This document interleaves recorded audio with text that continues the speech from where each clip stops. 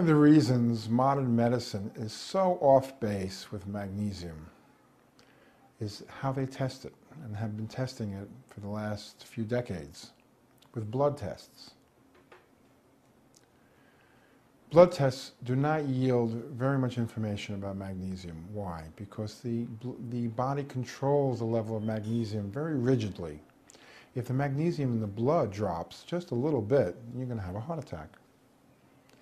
So the body will rob all the cells and tissues and the bones of magnesium and keep the blood constant. So if you do a blood test for magnesium, the cells could be empty, could be totally deficient, and you'll still have magnesium in the blood.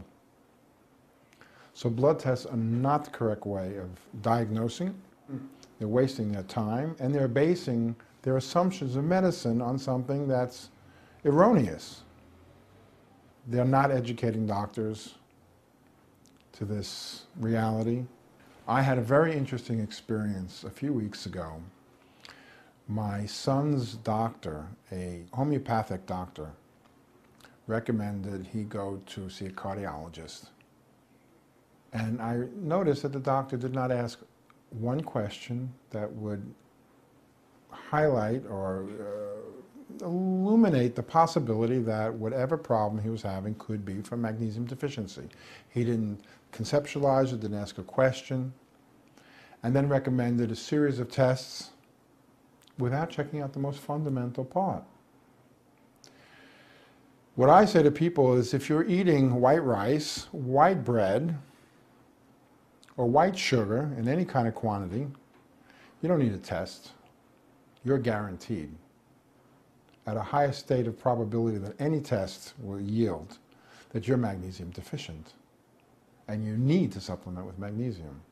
So a simple question to 95% of the population: how many people don't eat any white bread, any white rice, or any white sugar? These are the bulk foods today in the modern world. All of these people, everyone, are magnesium deficient. No test needed. What happens when you're a little bit magnesium deficient? Or, why, when people are stressed out, do they go for chocolate? Chocolate is one of the highest food sources of magnesium. When you're magnesium deficient, we become, in a very subtle level, more irritable, more high-strung, fly off the handle a little quicker, we don't fall asleep so easily.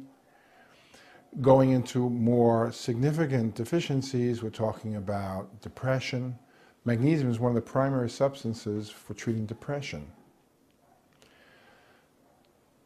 But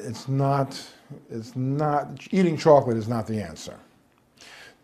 Supplementing with magnesium oil, putting it on your skin, drinking it, injecting it, whatever you do, but it's very important, because not only are we being, are most people are starving actually from eating because of nutritional deficiencies in the food, but we're being poisoned because of all the toxicity. On top of all of that, we have incredible and escalating stress in the world. People in the modern world are stressed out, they're running, and they're running their engines of life at high speed to try to keep up with everything, and their children, you name it, and they're deficient in magnesium. And this is a recipe for disaster.